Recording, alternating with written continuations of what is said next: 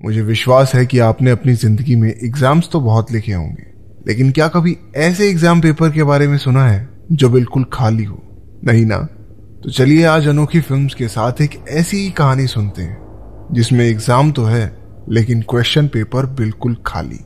आज की फिल्म का नाम है एग्जाम, तो आराम से बैठिए और कहानी सुनिए। फिल्म की शुरुआत में हम 8 कैंडिडेट्स को देखते हैं जो एक बड़ी कंपनी की नौकरी के एग्जाम के लिए तैयार हो रहे हैं। हम देखते हैं कि एग्जामिनेशन हॉल में रोशनी थोड़ी कम है और सभी कैंडिडेट्स को बराबर दूरी पर बिठाया गया है। वहां उनकी हर हरकत पर नजर रखने के लिए कैमरे भी लगाए गए थे। जब वो 8 अपनी सीट पर बैठ गए तो बंदूक के साथ एक गार्ड रूम में दाखिल हुआ, जिसे देखते ही सब कुछ हद तक परेशान हो गए। उसके बाद वहां एक आदमी आया जो अपना नाम तो नहीं बताता लेकिन खुद को द इन्विजिलेटर कहकर इंट्रोड्यूस करता है। हमें पता चलता है कि वो सब कैंडिडेट्स इससे पहले की सारी परीक्षाएं पास कर चुके थे और अगर आज वो ये टेस्ट भी पास कर लें तो उन्हें अपने सपनों की नौकरी मिल जाएगी। इस टेस्ट के रूल के मुताबिक इन्विजिलेटर उन्हें बताता है कि एग्जामिनेशन हॉल में देश के संविधान का कोई भी कानून लागू नहीं होता और कैंडिडेट्स को सिर्फ और सिर्फ एग्जाम के कानून पर ही चलना होगा। उन्हें गार्ड और इन्विजिलेटर से बात करने की भी इजाजत नहीं है। उसने बताया कि अगर वो जानबूझकर या गलती से भी उनके सामने रखे कागज को बर्बाद कर देते हैं या किसी भी वजह से उस कमरे से बाहर जाते हैं तो उन्हें डिस्क्वालीफाई कर दिया जाएगा। इस टेस्ट को खत्म करने के लिए उनके पास 80 मिनट का वक्त है। उनके सामने रखे पेपर पर सिर्फ एक ही क्वेश्चन है जिसका उन्हें जवाब देना है। क्या किसी का कोई सवाल है? इन्विजिलेटर ने सभी से पूछा। किसी के जवाब न देने पर वो सबको गुड लक कहकर कमरे से बाहर चला गया। जब उन्होंने क्वेश्चन पेपर को पलटा तो देखा कि वो दोनों तरफ से एकदम खाली था। वो सब एक दूसरे की तरफ कंफ्यूज्ड निगाहों से देखते हैं। गुजरते वक्त के साथ उनकी बेचैनी बढ़ती जाती है। कैंडिडेट नंबर 2 ने पेपर पर लिखना शुरू किया कि क्यों वो इस नौकरी के लायक है। वहां लगे कैमरे उसके पेपर पर जूम करते हैं और गार्ड को उसे कमरे से बाहर निकालने के लिए कह दिया जाता है क्योंकि उसने अपना पेपर खराब कर दिया था। नंबर 2 दूसरे मौके की भीख मांगती रही लेकिन गार्ड ने उसकी एक ना सुनी और दरवाजा लॉक कर दिया। कुछ देर बाद नंबर 5 सोचता है कि वो इन्विजिलेटर और गार्ड से बात नहीं कर सकते। इसका मतलब ये भी हो सकता है कि वो आपस में तो बात कर सकते हैं। वो दूसरों को ये बात बताता है जिस पर वो भी विश्वास कर लेते हैं कि उन्हें साथ मिलकर सवाल और जवाब दोनों ढूंढने पड़ेंगे। वो सब मिलकर टेस्ट पास करने के कई तरीके डिस्कस करते हैं। इस दौरान कैंडिडेट नंबर 1 बिल्कुल नहीं बोलता। एक आदमी खुद को इंट्रोड्यूस करने लगता है लेकिन नंबर 5 ने सलाह दी कि उन सबको एक दूसरे के नकली नाम रख लेने चाहिए ताकि उन्हें अपनी असली पहचान ना बतानी पड़े। वो नंबर 1 को डेफ नाम देता है क्योंकि उसने अभी तक एक शब्द भी नहीं बोला था। उन्होंने लड़कों का नाम उनकी जाति के हिसाब से ब्राउन, ब्लैक और व्हाइट रखा, जबकि लड़कियों के नाम उनके बालों के रंग के हिसाब से ब्लॉन्ड, ब्रूनेट और डार्क रखे जाते हैं। व्हाइट सुझाव देता है कि वो अपनी सीट से खड़े हो सकते हैं क्योंकि ऐसा कोई रूल नहीं था जो कहता है कि वो ऐसा नहीं कर सकते। वो चांस लेकर खड़ा हुआ और सब ये देखकर खुश थे कि गार्ड अभी भी अपनी जगह पर ही खड़ा था, जिसका सीधा मतलब ये था कि वो पूरे कमरे में कहीं भी घूम सकते हैं। ब्रूनेट को लगता है कि सवाल किसी तरह की इनविजिबल इंक से उस पेपर पर लिखे गए हैं। वो सब उसकी बात को टेस्ट करने के लिए राजी हो जाते हैं लेकिन ये नहीं जानते कि करे कैसे।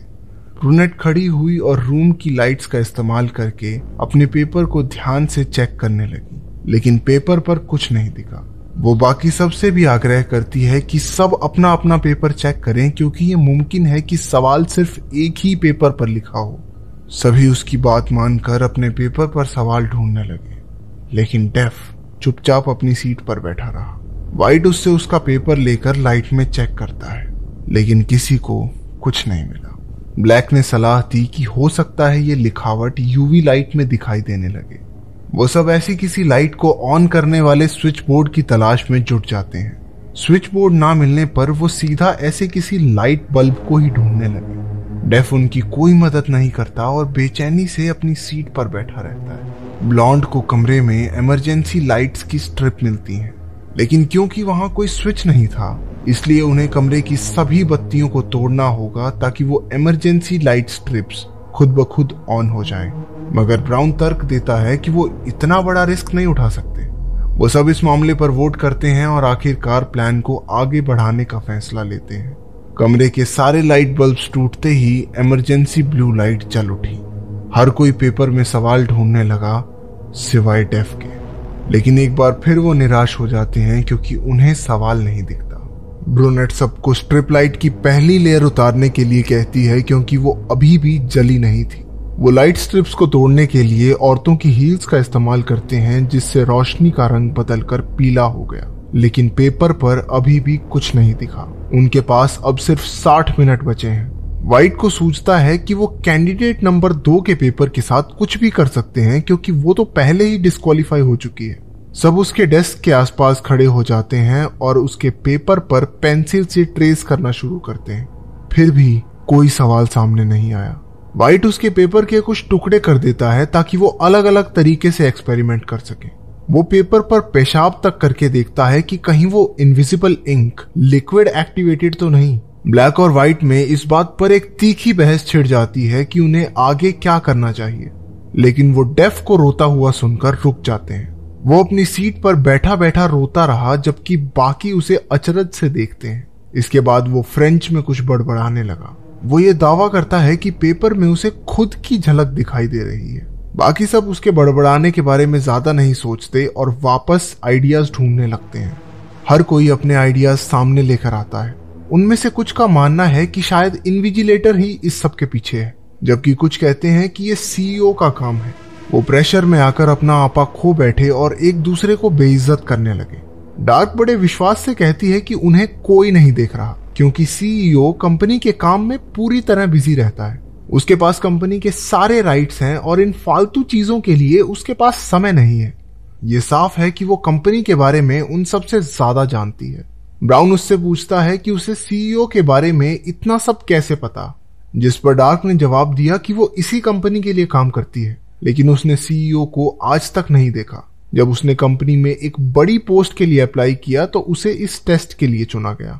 व्हाइट उन्हें बताता है कि उसे ढूंढकर सामने से जॉब ऑफर की गई थी, जबकि बाकी लोग कहते हैं कि उन्होंने खुद जॉब के लिए अप्लाई किया था। एक चीज उन सब में कॉमन थी और वो ये कि उनमें से कोई भी कंपनी के बारे में कुछ नहीं जानता क्योंकि उनसे कोई भी सवाल ना पूछने के लिए कहा गया था।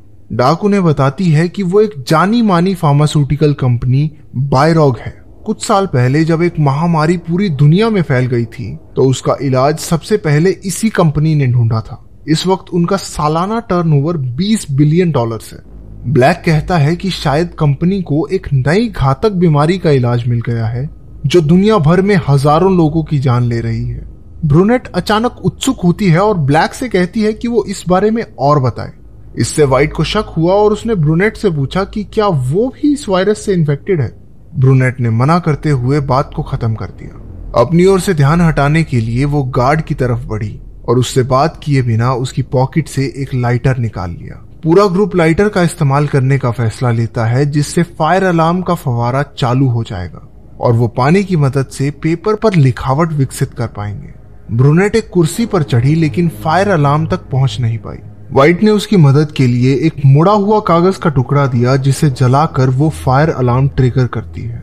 जल्द ही पानी गिरने लगा लेकिन पेपर पर कोई असर नहीं पड़ा। अचानक से गार्ड उनकी तरफ बढ़ने लगा। ब्रूनेट अपने हाथ में पकड़े कागज को खोलकर देखती है कि वो उसका अपना ही पेपर था। अपना कंपटीशन कम करने के लिए व्हाइट ने उसे धोखा दिया था। गार्ड उसे खींचकर कमरे से बाहर कर देता है। वो जाते जाते व्हाइट को एक घटिया धोखेबाज आदमी कहती है। गुस्से में ब्लैक व्हाइट की ओर बढ़ा और बोला कि वो एक घूसा मारकर उसकी बत्ती बुझा देगा। अचानक से रूम की बत्ती बुझ गई। वो समझ गए कि कमरे में वॉइस कंट्रोल सिस्टम है। वो एक दूसरे को कुछ भी बोलने से पहले सावधान करते हैं और डेफ का रोना फिर से चालू हो जाता है। व्हाइट उसके सामने जाकर बैठ गया और उसे धमकाते हुए अपना ही पेपर फाड़कर खाने को कहा। गार्ड डेफ के पास पहुंचा और उसे भी बाहर कर दिया। अब सिर्फ 5 कैंडिडेट्स बचे थे। घटिया इंसान, ब्लैक ने व्हाइट से कहा, लेकिन व्हाइट मुस्कुराते हुए कहता है कि उन्हें तो कंपटीशन कम करने के लिए उसका शुक्रिया अदा करना चाहिए। वो दावा करता है कि उसे असली सवाल के बारे में पता है लेकिन वो किसी को बताएगा नहीं। गुस्से में आकर ब्लैक उसे एक ही मुक्के में बेहोश कर देता है। वो सब उसे एक सीट से बांधकर उसके मुंह को टाई से बांध देते हैं ताकि वो कुछ बोल ना सके। कुछ देर बाद व्हाइट को होश आया।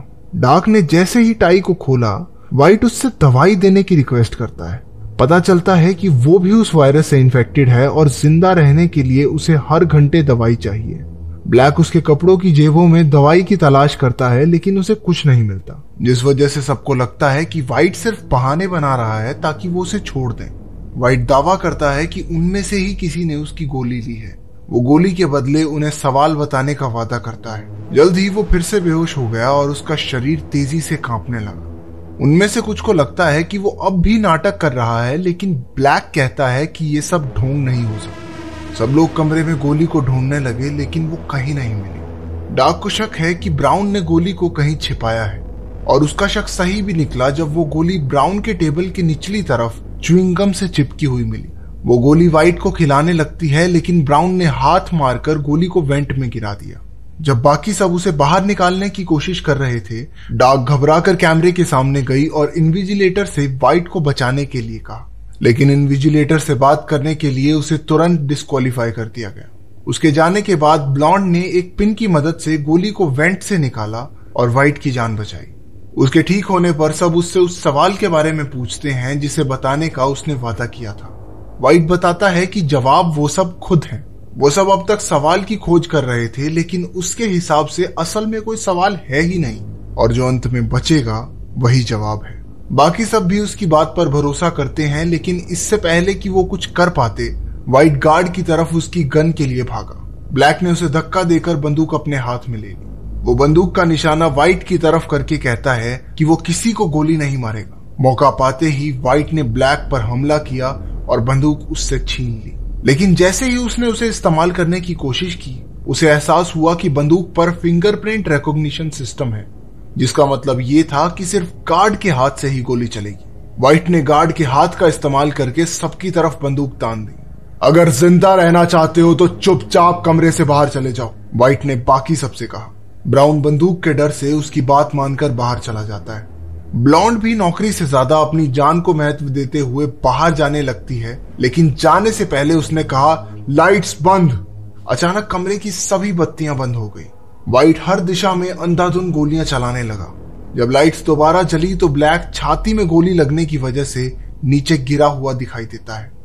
व्हाइट आसपास नजर दौड़ाता है और देखता है कि ब्लॉन्ड का एक पैर अभी भी कमरे के अंदर था। वो उस पर भी गोली चलाने वाला था, लेकिन टाइमर को देखकर रुक गया। एग्जाम का समय खत्म हो गया था। व्हाइट कैमरे के पास जाकर इन्विजिलेटर से कहता है कि वो इस कंपटीशन का विजेता है। गार्ड ने उसके पास आकर उसे टाइम दिखाया। व्हाइट को यह देखकर झटका लगा कि अभी भी 20 सेकंड बाकी थे।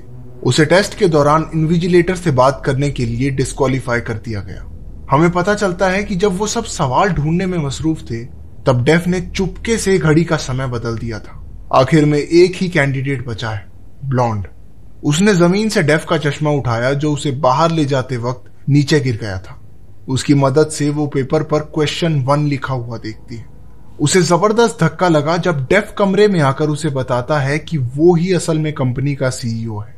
वो टेस्ट के दौरान सब पर नजर रखने के लिए ही वहां मौजूद था। ब्लॉन्ड उसके पास जाकर कहती है, नो।